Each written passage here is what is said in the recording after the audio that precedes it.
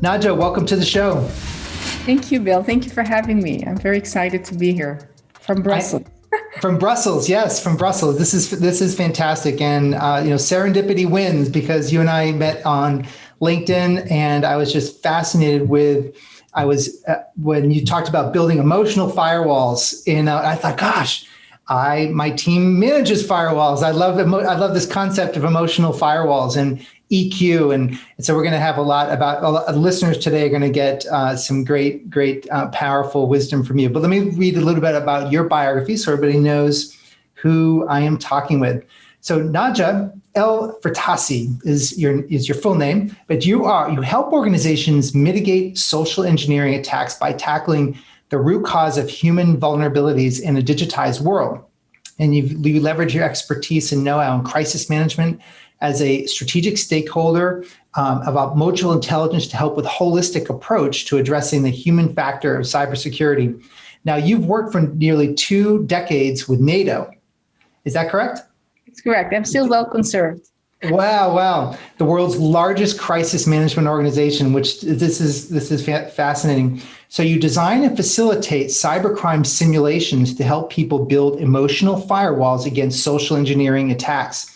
And you address the human factor by exercising collaborative engagement skills during cyber crises. And I was researching on your website, and I didn't think about that from how you did simulations at NATO, but we'll have to talk about that because that I think is going to be really practical because you had to do that at NATO. I mean, that was a crisis organization. So you're also a senior associate with Interventis Global, a world-class team of experts who have in-depth knowledge and experience and skills related to complexity of crisis management. I call it putting Humpty Dumpty back together again. When the business or things fall apart, and training, scenario development, investigations.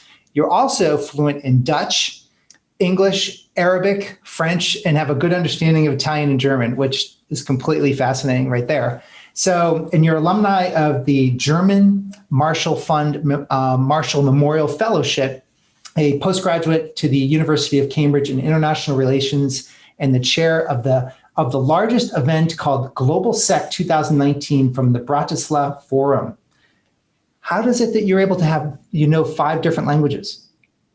It's actually I was born in the Netherlands, right? And the Netherlands is quite a small country, so for us it's not unusual to speak several languages.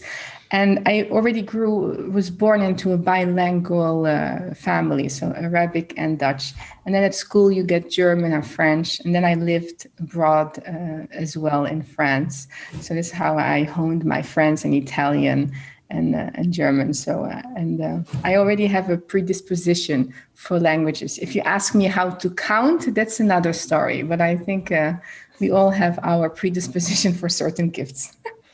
And how did that's great. Thank you for that. And how did you get involved with NATO of all? Like, if you could just talk about kind of the arc of your career, I'd love to know, because you were actually in NATO, sort of in the more the beginning stages of cybersecurity. So I'd love to know how that all transitioned for you and you got involved with them. Yes, so I was 21 years old, and maybe it's a bad example. I was in university, and I decided to quit and get a job. So I started to work at the Ministry of Defense, and I was this ambitious young girl who wanted to travel the world. And within 1 year, I got an interview at a NATO capability development agency. So they were working on developing helicopters, but really 5 nations coming together to work on the interoperability of these helicopters. And that was in southern France. And to be frank, at that moment in time, I just thought, France, okay, let's go. And I ended up getting the job, and I moved at the age of 21. And at that time, when I started, I had no idea that I was going to stay for more than 10 years. I thought just before my pension, I will leave and then I will work in private sector. But I stayed. I worked there for almost 6 years. Then I moved back to the Netherlands. I worked in setting up the Missile Defense Program Office. It was also a fascinating experience in how do the systems work together. So it was always technology, digital transformation, and bringing nations together in understanding why IT is not a afterthought, but is the strategic foundation of any cooperative engagement. And then I was also deployed in Afghanistan, so really in the field, and that was also an experience of a lifetime. And then I moved back to Brussels, where I really started working on the cyber stuff and digital transformation, because I was working in NATO's largest agency that provides the information communication technology structure, and NATO's cyber arm as well. I mean, the Cyber Operations Center was also underneath our umbrella. And my specific role throughout all these years was helping translate, right, why technology, why cyber, it means for senior leadership, right, for the political and military leadership. So many of the challenges the private sector face in translating cyber in non-technical language, right, in the board of directors map of the world, in the external stakeholders map of the world, in a remote workforce map of the world, was something actually that we went through already within NATO when cyber became an operational domain as well. Wow. So you were involved in, I always find it interesting that that organization is constantly preparing for challenges around the world. So were they mostly kinetic in nature? Would you say that mostly there were physical, you're talking about missiles and physically in Afghanistan, and I would imagine that was the percentage of cyber concern, was it relatively small when you got started and became more and more relevant? I always find it interesting. How do you collaborate on many? When you think about interoperability of a helicopter or a missile between nations, that seems to me something that we can all get our hands around. How do you do that? What are the major factors that went into play to getting people on a cyber to be working together as one? Yes. So actually, that's a very interesting question, because initially when I started out at NATO, the main challenges were still, especially after 9/11, were very physical, right? It was very warfare in the field. It was counterterrorism. It was state to state. And there was not so much yet hybrid warfare, or IT wasn't really yet used as a weapon system. It was used by hackers or cybercriminals who were unethical hackers, etc. But as IT got more developed, right? As we started using, not we, but as criminals or unethical users started using more IT as a weapon system, then cyber obviously had a more prominent role.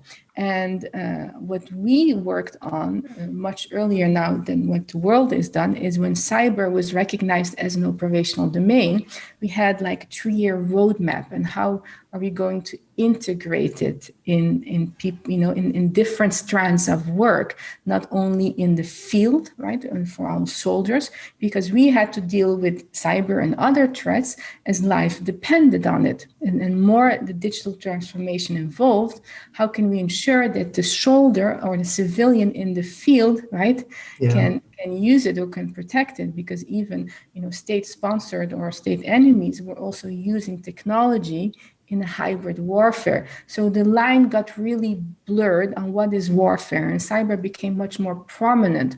So we really worked in work strands, and one of an important work strand was obviously this cultural change. Because why did we also exercise collaboration? And it's kind of the methodology I use, because we were working not only with military who have, certain core values, mindset, way of working from 30 different nations, also had civilians, engineers, scientists from the private sector. So really, blending this and having this helicopter view and understanding how to communicate and how to achieve organizational change. A very anecdote or example is I was also part of a team that was responsible for the move of NATO HQ in terms of the strategic aspect from the technology. But this included a lot of education and behavioral change, because, for example, the leadership, right, ambassadors, when they come together, a lot of it is classified information, right? So they were used to working with paper or with, it's a very protective mindset, obviously. Yeah. And when we introduced this technology that you can have, remote working and VPN, etc., came with a lot of challenges, obviously. So there was a lot of education, a lot of cultural change, etc. And it's like I say, when you upgrade your system, right? Or you have a new software on update, there's always some side effects in the beginning. Right. Unintended consequences. Side effects, like when you're building a new house and you just move in, there are always some things that won't work. So it's also that adjustment period in having the strong foundation. But I think one of the biggest achievements we achieved in the last years, and they still continue, obviously, but that I was there, is to really change this perception from IT, because we were kind of a supplier or a contracting agency, being at the back end, an afterthought, but really being integrated as an enabler, as a strategic consideration at the highest level of NATO's decision-making body. And that was a huge achievement, I would say, because it really required that mindset shifted. Actually, IT is not an afterthought, it's at the foundation of our lives.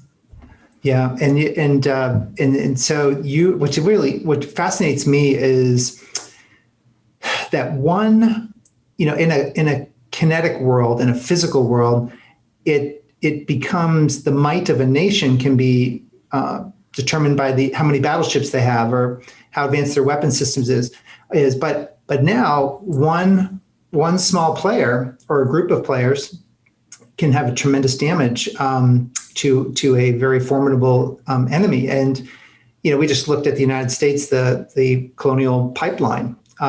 Thousands of miles of oil distribution for fuel for trucks and planes and buses and cars. One ransomware attack took down, and I don't know how many people were involved in that attack, but you'd have to assume that it's less than it could have been a small player, and there's a disproportionate impact by a very small few. And so that, I think, is a profound shift that I think, and so for whether we're talking about colonial and impacting the United States or just one company, one individual can really disproportionately impact an organization. I'm just wondering what your thoughts are on that related to some of your thesis around emotional intelligence. I think we really need this mindset shift and have a much more intensified public-private partnership, because a lot of these things that are happening, there's a lot of institutional expertise and knowledge within organizations like NATO, for example, but also within national center of excellences, who have a wealth of experience and knowledge on how to navigate state-sponsored attacks, but also inspired state-sponsored attacks. Because I think one of the dangers that we're seeing, attribution is very sensitive and it's very difficult, right? In the cyber landscape, we do not see, smell, or touch who it is. So to point fingers, it's not easy. But if you have a loner or if you have a group of people, right, they can get inspired and they can pretend to be state-sponsored attacks, for example, and take down national infrastructure. Or the state-sponsored, they have proxy actors as well. So proxy actors is in different countries and decentralized. So it's really difficult to eradicate it. Yeah. It's how do you stay ahead. But what is even more dangerous if we don't focus on the emotional intelligence aspect, on the human aspect, is that the more we invest only in technology, right, in having the state-of-art technical firewalls, technology kill switch, the more cyber criminals are going to focus on hacking human minds.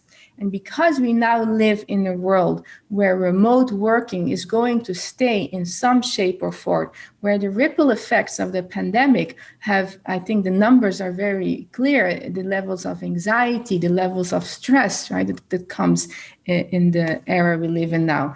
It's basically handing a lot of the surface attack, right, of human vulnerability is growing. So this human factor is so important to integrate it and to understand, right, to educate people, but also not, so there are kind of, I work on two parallel things. One is the awareness of how emotions, right, can actually manipulate people as well to fall prey for these social engineering attacks when employed by cyber criminals. But the other, which we worked on in NATO a lot, is stakeholder engagement, collaborating. When we have these intensified public-private partnership across multiple disciplines, even within organizations, there's a lot of ground for misunderstanding, for misassumptions, right? When the pressure is high. You mentioned at the beginning of our talk on, the how we used to think and live in the primordial age, right? When there's comfort.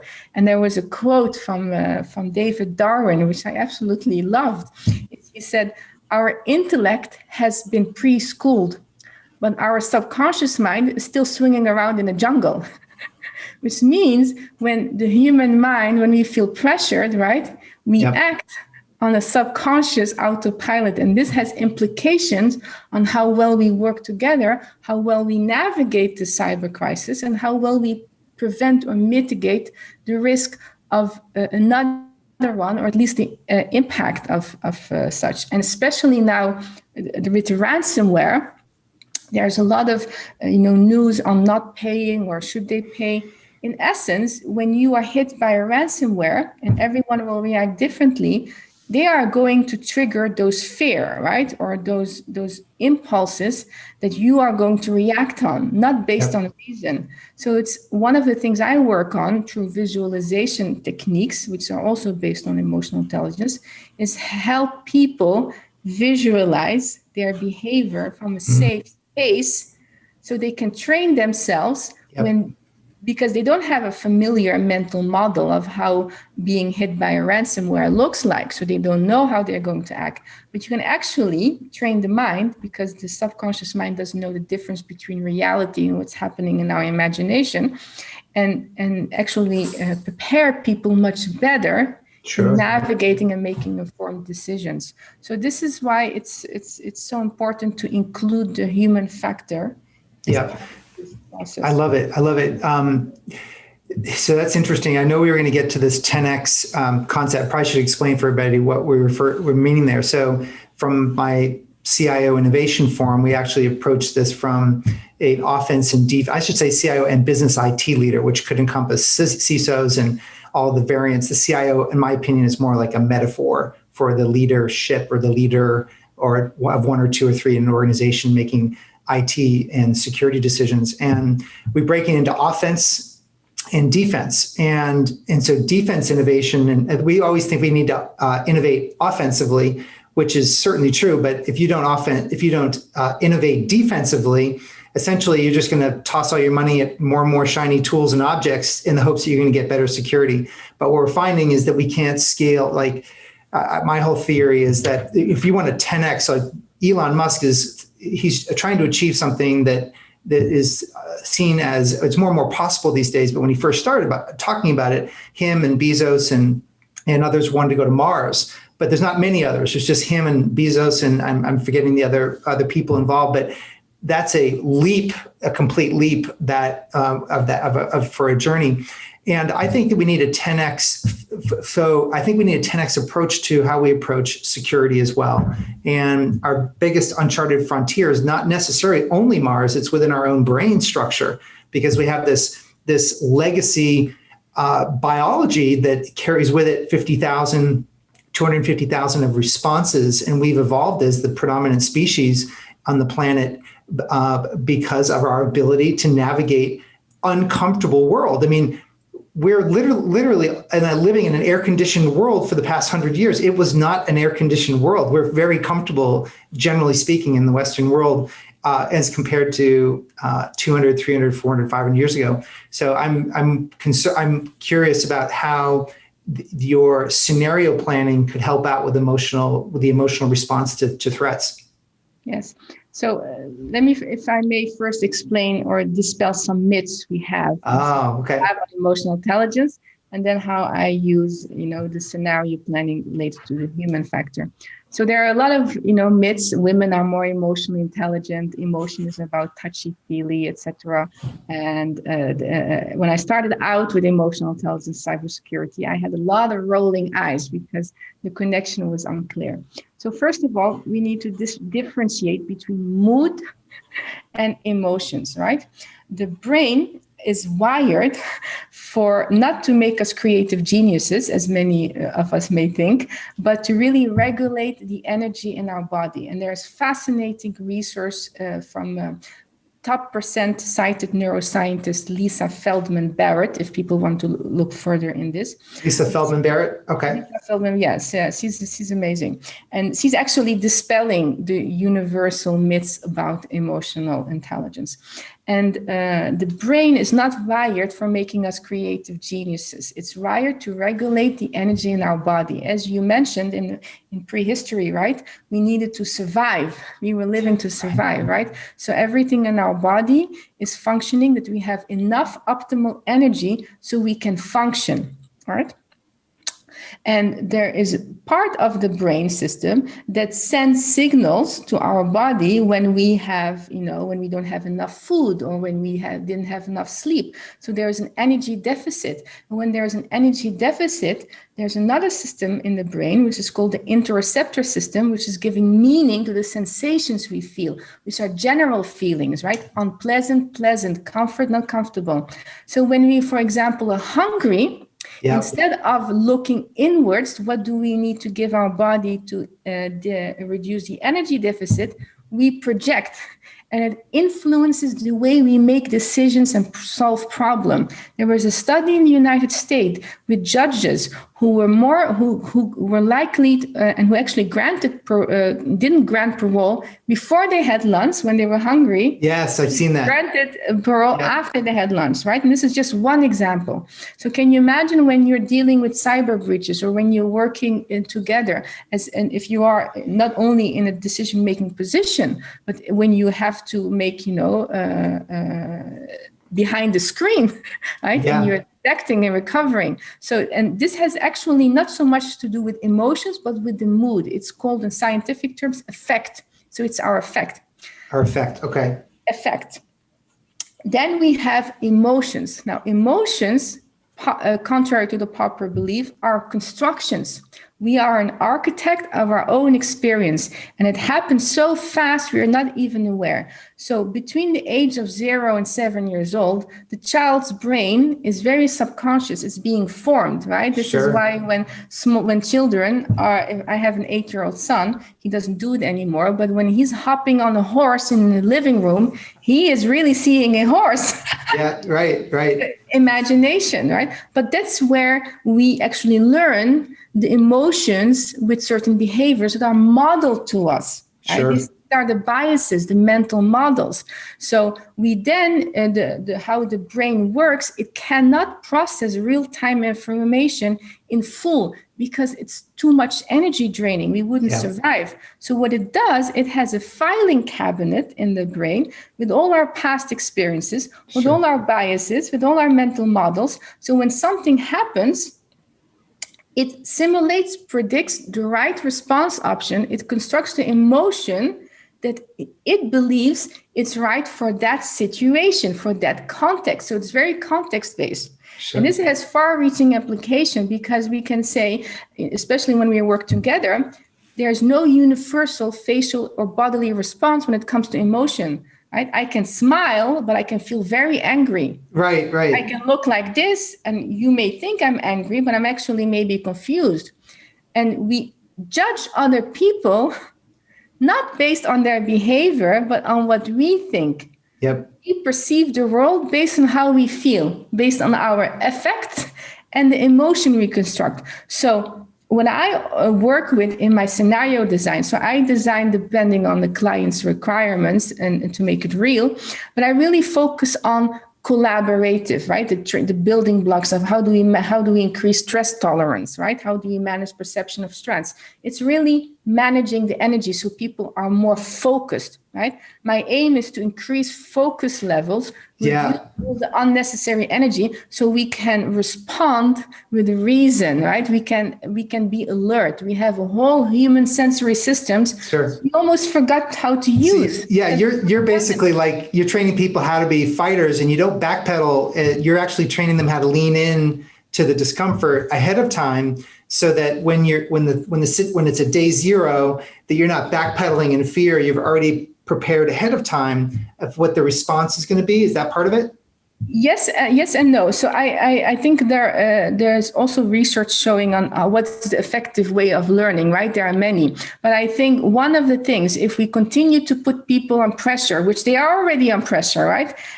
We think that they're going to change their behavior. But actually research shows that you don't necessarily achieve sustainable behavior based on fear. Now, what happens? It's important that the brain makes erroneous prediction, because then it will go back, it will absorb the new information and predict a new response options. So in science, we call this learning. When you learn in a safe space, I use a lot of humor, a lot of fun, a lot of humanity, then actually the emotion is neutral or positive. Because when there is an intense negative emotion with the information, it causes a trauma in the brain. So what's happening now with trend is we don't want to traumatize people and scare people, right, with everything that's going on, because it actually has the opposite effect. It's really just disassociating. So I use my creative writing in developing personas and disassociating techniques, because how we perceive is based on how we feel. But when we play a role or when we are disassociated, we become aware of the behaviors and we resonate in a safe space, so we don't have to worry whether Betty from accounting will roll her eyes or our manager will think something is wrong with us, right? It's a really fun environment, safe. And then people understand actually how to use a framework to better collaborate. And this is the framework that I use, which is the emotional intelligence model. It's a scientifically validated model. They can give people a lens on how to deal with it, right? To really question what is obvious to me, you feel very strong about, right? Because it's your truth. But it's not necessarily obvious or truth for someone else. And this is how you achieve inclusion. This is how you get behavioral change, or at least lead people. Because I always say processes and technologies are to be managed. People are not things or technology to be managed. They need to be led. They need to be inspired. They need to be guided, right?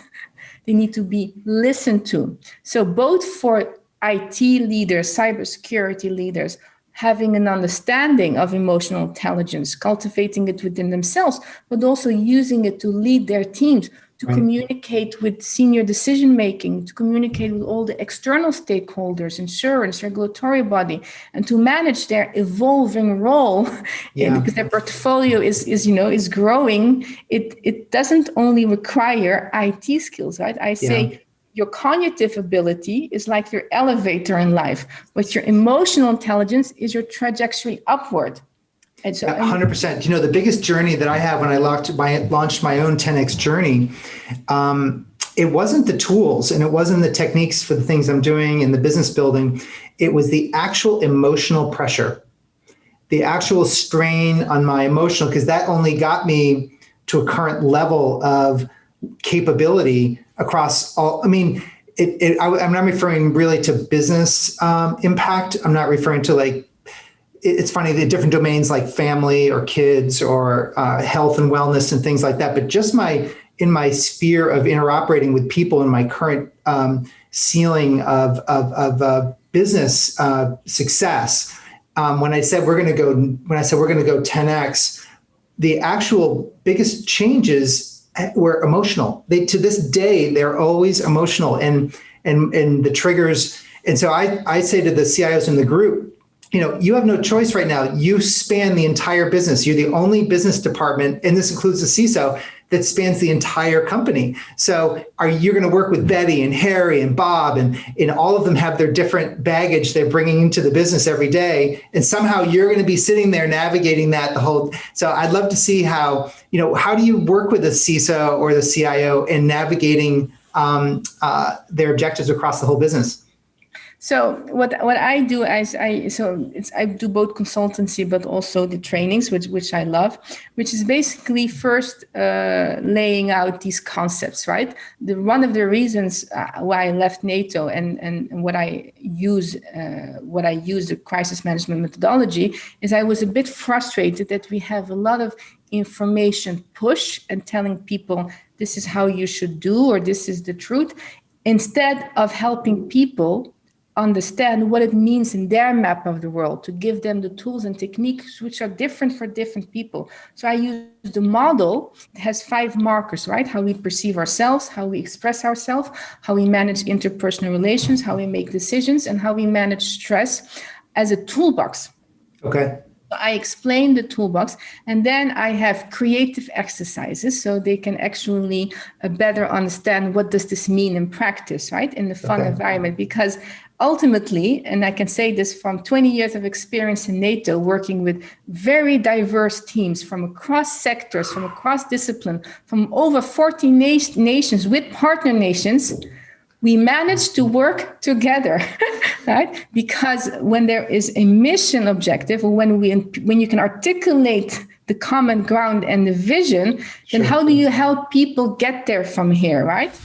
And this is, as a leader, you need to have high levels of emotional intelligence to be able to connect with people first, because people want to be heard, right? Listen to them and connect. And then you can, influence, you can get a lot of things done. So I really help them connect with each other in the fun environment, learnings, etc. And then I have the scenarios with the role plays, and I use personas, and sometimes I exaggerate them. So there is some laughter. So they learn without the cortisol hormone. Sure. Them in fight and flight mode, right? Because then you're not using your fuller brain capacity. Because when we are under fear and stress, right? We use that part that was not preschooled.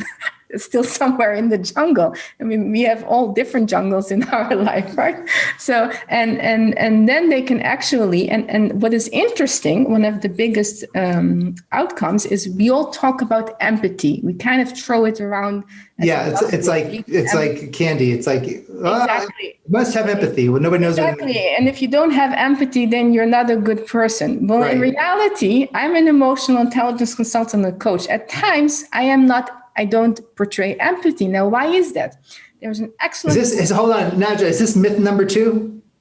I don't know if it's a myth, but it's definitely something that is underestimated. Okay. People, I think what I always caution people is to be very careful with words and what we throw out there. Because just saying, so I'll just give you an example of a story. When I'm working, right, when I'm designing a scenario and my son is here and he's like, mommy, mommy, mommy, I can actually yell at him and say, leave me alone. Very non-empathic response, right? Because at that moment he needs me. Does it make me less of an empathic person? No. There's a science behind it. We have Daniel Kahneman from Slow Thinking Fast. Yes, great research scientist. So 2 systems, right? We have system 1, which is our lazy part of the brain, where we have all the filing cabinets, which is kind of autopilot, right? Then we have system 2, when we make erroneous predictions and when we absorb new information, takes up a lot of mental energy. Again, our brain is a body budget regulator, right? So we don't like to use it. Now, stepping in someone else's map of the world takes up energy when you're not used to switching, right? You cannot be in both systems at the same time. You need to learn how to transition. It takes up a lot of energy. Now, and the feedback I get is like, I am exhausted. I said, yes, but when you practice it in a safe environment, because in NATO, we were either in conflict or preparing to be in conflict. This is why exercise and preparedness was so important. Then when I say S hits the fan, you're much more able to use that, because then it has become a mental model. So if you're working as, the CISO, for example, there's a lot of friction between the business department and CISO on seeing cybersecurity as an impediment, right? And how they are sometimes unable to explain the risk in the manner of the board of directors, which also have different maps of the world, right? Sure do. So it's really about that self-awareness first. It's very important to understand where you sit on the spectrum as a CISO, how comfortable you are with levels of assertiveness, for example. If you have low levels of assertiveness, you may jeopardize your credibility, because you may put stuff under the rug without intending to, and then ring the alarm bell at a much later state, where the senior leadership will say, why were we not informed, right? Or if you have high levels of assertiveness, you may not be respected by your team because you're always dominating the conversation. You're coming hot. You're coming in hot all the time, and nobody listens to you. Exactly. And I am someone, I really always say no judgment, right? Curiosity, because we love to judge people, but often people are not even aware. There are a lot of people who have low levels of emotional awareness. So they may come across as they're angry. Right? But they just have their voice tone. And I worked a lot with very senior leaders, and thank God for my Dutch directness. I always found it very important to be honest, diplomatically Dutch, I called it, because at that level, there are very few people who tell them how it is without the colored glasses, and they need it. But it's so important to understand your level of comfort. And if it's unfamiliar to the brain, of course it will feel uncomfortable, right? This is why people are reluctant for change, because it's something that is unknown to the brain. Right. Where I use storytelling and visualization exercise to help them visualize how they actually can see themselves adopting this new habit, being more assertive, being more emotionally aware, having higher levels of, for example, reality testing, which is another important, etc. And when they see themselves and they repeat this, then they create that emotional resource they need for the mindset. And then the brain is no longer going to send signals, you are in danger, John or Marie. Yeah, and this is mindset. Like, this is, I don't think you can have anything, you have to have that 10x mindset. You have to fundamentally believe that you can change, and that I think also it takes a high degree, and I'd love to get your thoughts on this, but my thinking is you need a high degree of personal agency, that you're not at the effect of the entire organization. The only person you can control is yourself. But you have to make the move forward. And I think sometimes we think that everything around me has to change for this to be successful. And I'm like, no, you have to have the first fundamental philosophy that you can shift your emotional intelligence. You don't have to be at the effect of everybody around you, but you have to change you. And I'd love for you to comment to that. Like, am I in Never Neverland, or is my underlying belief match like science and reality? It's actually, no, you make a very important point. And this is something I worked a lot with in NATO is first, you need to have high levels of self-awareness continuously, right? Because you mentioned something very important. We're not just one thing. We are 50 trillion cells, right? So we continually evolve. And as our cells evolve, sometimes our mindset lags behind. So it's always having, and I think the 7 Habits of Highly Effective People by Stephen Covey is an excellent book, but it's reflection, right? Really doing that reflection by yourself, but it's important to keep that self-awareness. The other thing which a lot of people actually underestimate, if you want to achieve something, we just go right in it, right? We focus on the mountain peak, we focus on everything around us, but we forget to take a step back and understand how can we what is our desired outcome? What is our intention, right? So when I used to prepare our senior leadership, when they had, meetings to get influence and achieve our desired outcomes, a lot of work went into it. We really went in deep. What is the outcome for our organization? What does success look like, right? How does it feel like? What needs to happen?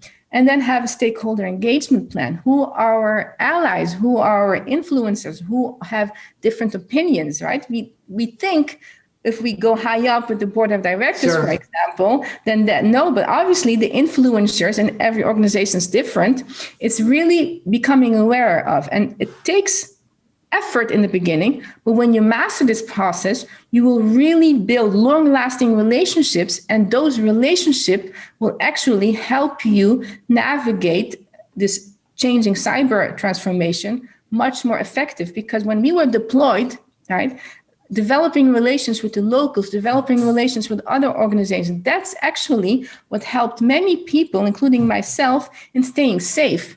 It was not necessarily the systems or the technology. It was because John knew Nadja, right? So you need allies. You need allies within your organization. Allies, yeah. Okay, you need mentors. Yeah. Exactly. And you really need, and this is the other thing, is how do we communicate, right? Because we talk about ego. Everyone has egos, but how do we limit our ego so we can communicate in such a way that the other person is not defensive? So subconsciously, when we meet someone for the first time, we ask 4 questions. Who is this person?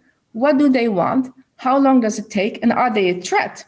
And when we communicate with "this is your fault," the marketing department rolled out the mobile transformation digital project without listening, without patching, or without whatever it is, it's your fault. The marketing director is going to be very defensive. Yeah, right? yeah.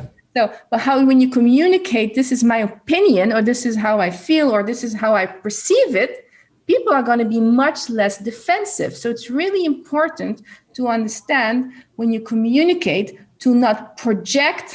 This is why emotions need to diffuse. Yes. Emotional diffusion techniques.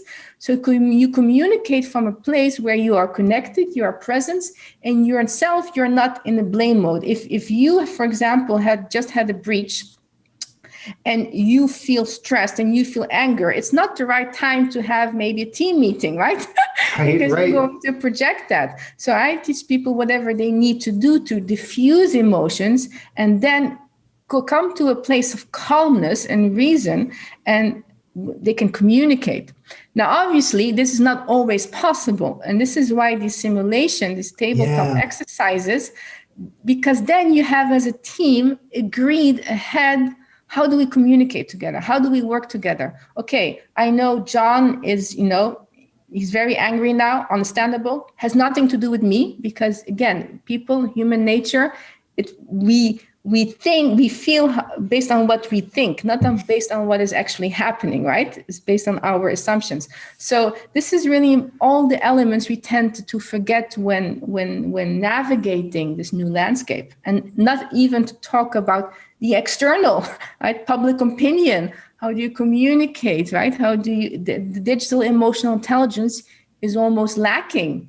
If you would be on the highway and someone would cut you off, right? Yeah. You would yell, and or because you don't see the person, right? Obviously he's an idiot.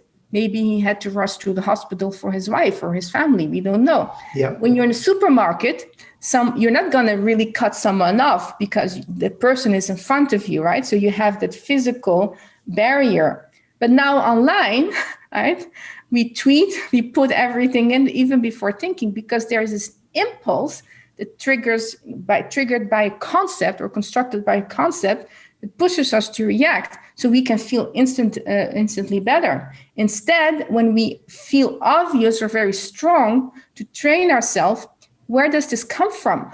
Right? Yeah, right. Where does this come from? Or even reflect after about it. I had a joke with someone that, even me, sometimes I have an emotional reaction. And during the reaction, I'm not telling myself, Nadja, this is because you have a file in your filing cabinet and your brain is simulating. No, right? But afterwards, I reflect back every week. I have my reflection time. Say, okay, where did that come from, right?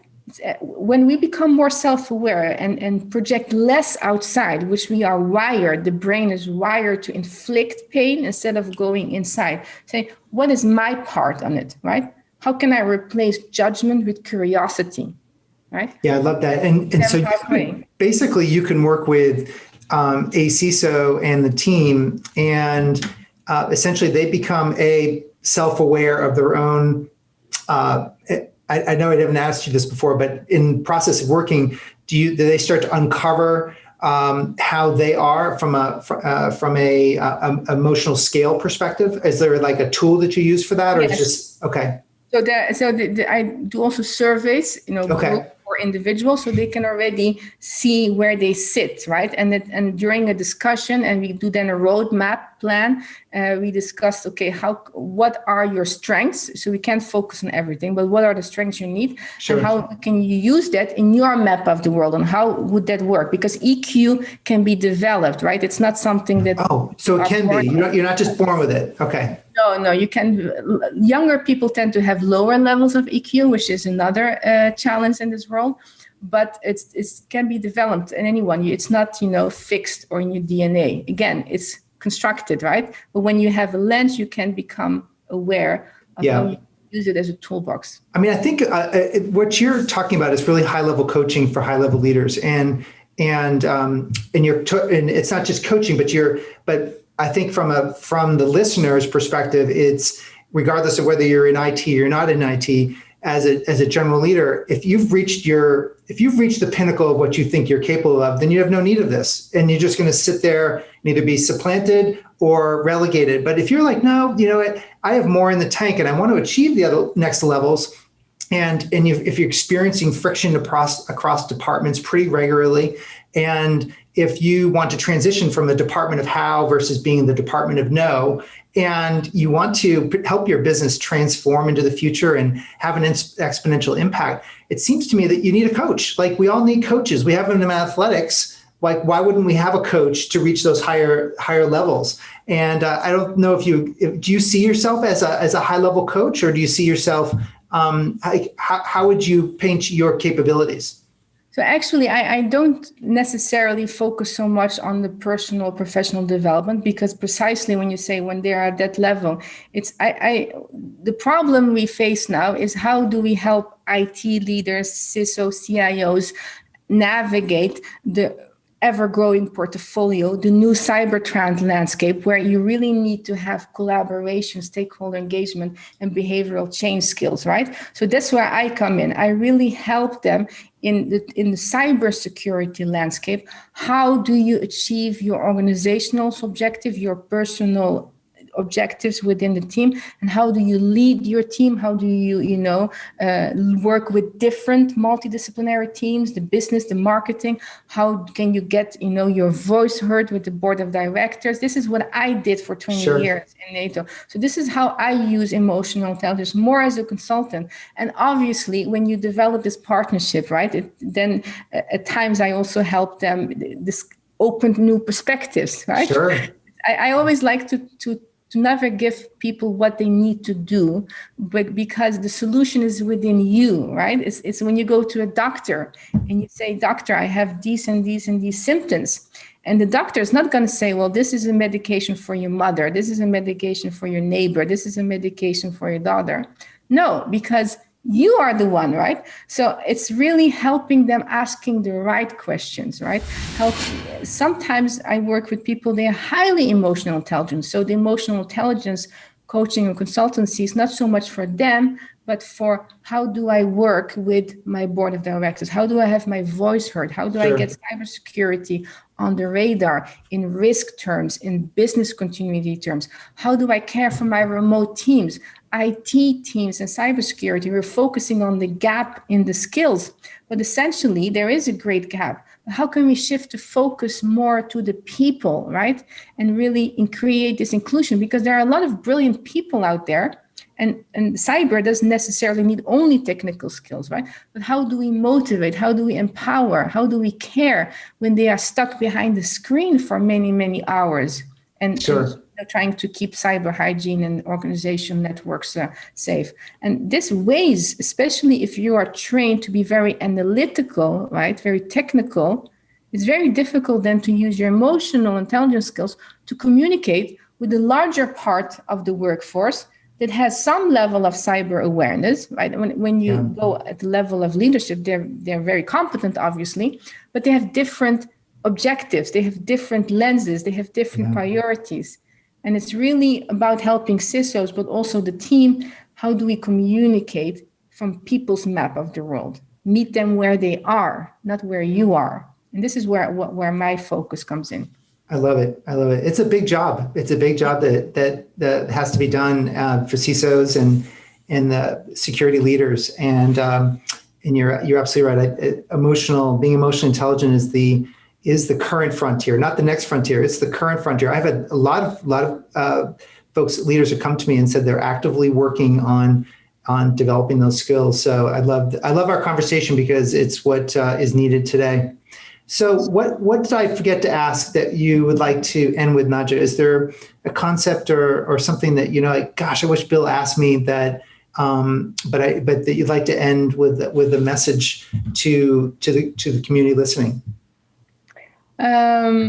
Maybe I think what is my personal passion, which is related to cyber in the sense of the world we work in. So maybe the question you can ask: what drives my purpose in life? I would love that, and let's do that. I am curious about that, and you obviously are on a big mission. But what does drive your purpose? Mental health. I'm a very passionate advocate of mental health. I've myself recovered from burnout. I think a lot of people are suffering in silence and it's still very much stigmatized. But I'm very concerned with also our younger generation, right? That now are online, are prey for cyber criminals, for the vast dark web that we don't even scratch the iceberg. So. And just because we don't have the tools and techniques and the vocabulary to understand how our brain and how our emotions, right, work, someone can feel rejection for the first time or cannot feel good enough because of all the internet pictures, and they actually take their lives, right? Or lack of optimism, perspective when we've lost our jobs, and then we go in full survival mode, and then we want to give up. People kill themselves for that. And so one of my greatest passion, which I do on the side as well, is talk very openly about this. Use my gift of creative writing to really help build language and space for inclusiveness, right? Less judgmental, but inclusiveness, which is very critical for CISOs or IT leaders, is how can you leverage words, how can you leverage the people skills to create inclusion, to replace judgment with curiosity, right? Often when we want to achieve something, we tend to go on a mission to prove the other person or other party wrong, when in essence, that's their map of the world. We have our map of the world. How can we find common ground and get together? And many people may roll their eyes and say, well, you have to fight, or you have to, competition is healthy. Yes, some competition is healthy, but at the other end, some of the major accomplishments, even in the military, especially in the military, which I really admire, and some of my best time was with the military, was mission objective, right? No matter where you're from, no matter, when you, especially in the field, it's really one team, one mission, one objective. And they will never leave someone behind. It's like really, as one team. And what we achieved was amazing.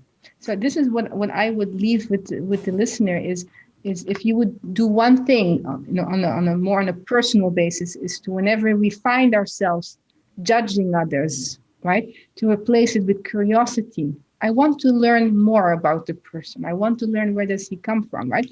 Not wait until something has happened.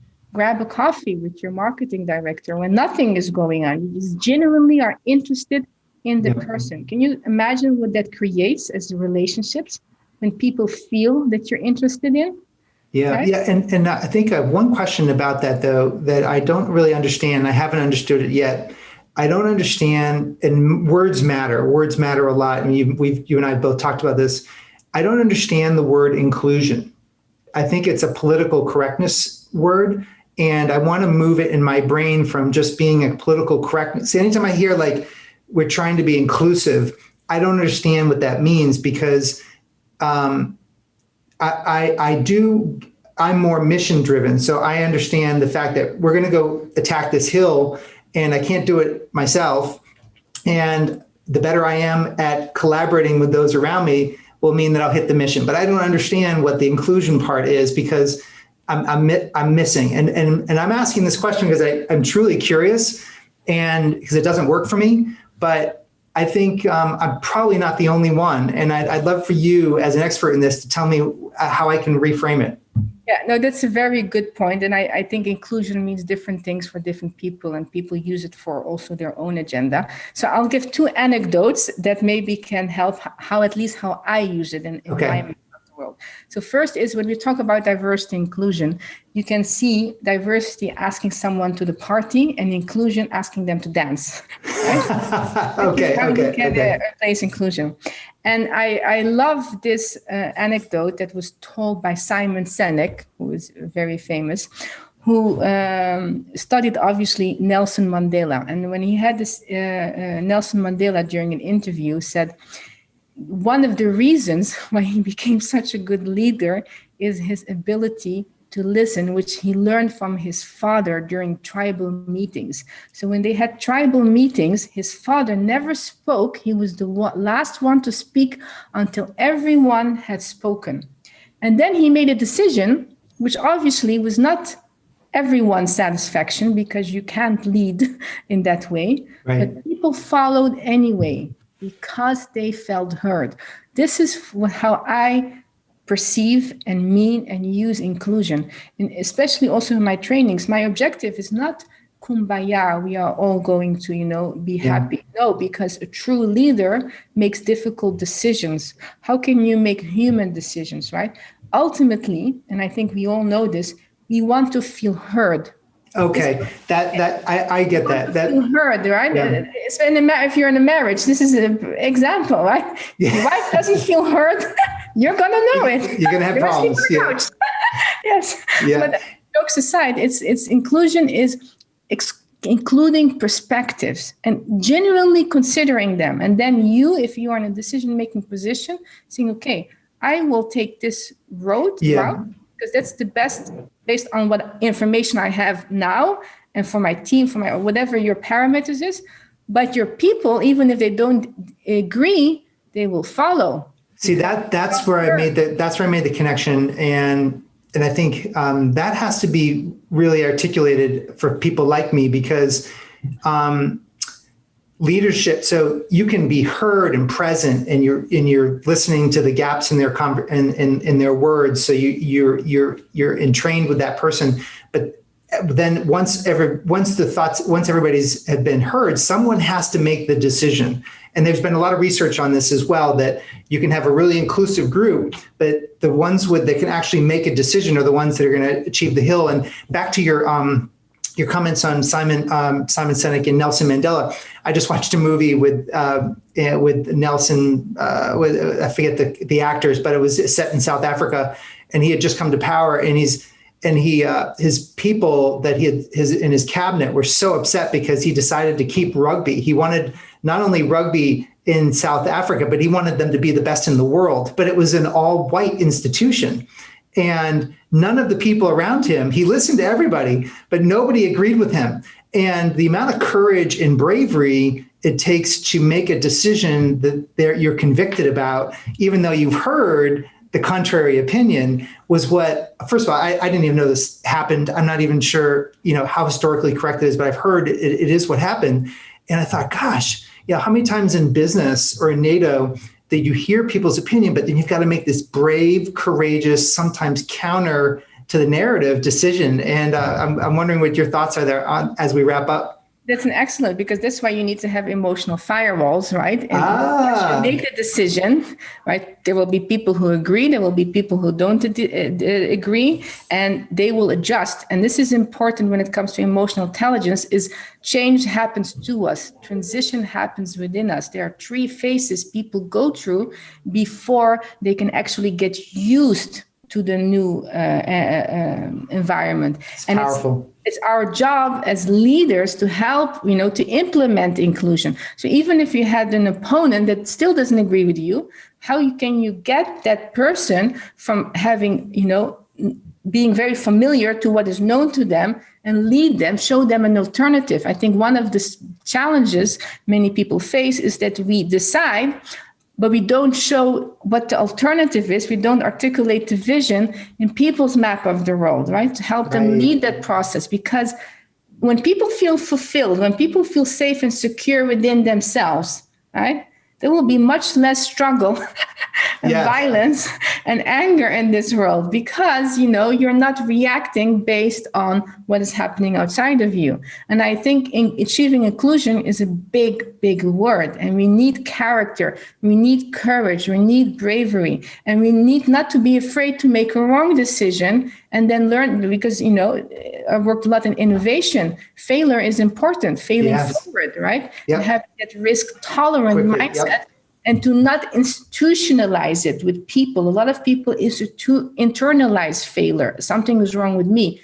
Absolutely nothing wrong with you. See it for the moment. And this is, I think, what in very emotional intelligence comes from. When a leader makes a decision to go one way, even if half of the person do not agree, it's nothing to do with them as a person. Oh, now that takes emotional intelligence. Can you make a decision? And that's why I see you can put these emotional firewalls. I've listened to everybody. I've taken it all in. This is where we're going. And then you've got to like have like your little protective, you know, emotions around you so you don't get too overwhelmed. Wow. Exactly. And teach people the same way that, okay, this was my role at NATO. My role was to advise, to say, these are what I advise, these are the consequences. And then, you know, at times they agreed, at times they didn't agree. They chose something totally. Now, I was, you know, totally okay with that. I still helped implement it because that was my job, but I didn't take it personal. I had emotional firewall, right? It's not about me, because often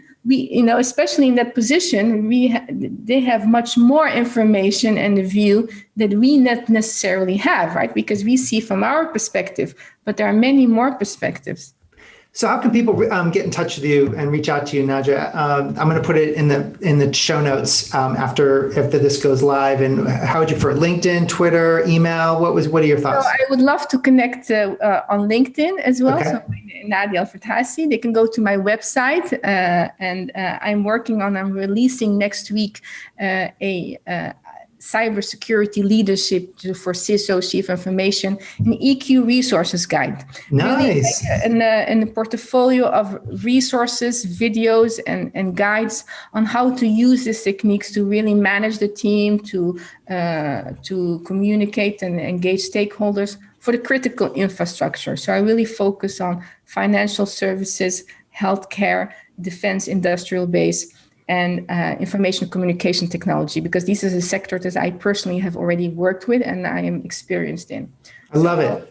I'll have that on my website as well. So it's thrivewithiq.com. And I have thrivewithiq.com, and I'll put in links to LinkedIn. And this has been great. It's been a lot of fun. I think we got through some really great material here, and I'm really excited about putting this out into the world, Nadja. Thank you, Bill. Thank you for having me. It was a very stimulating, intellectually stimulating conversation, which I love. Thank you for doing this. Next time. Well, we'll talk to you soon. Hi. Bye.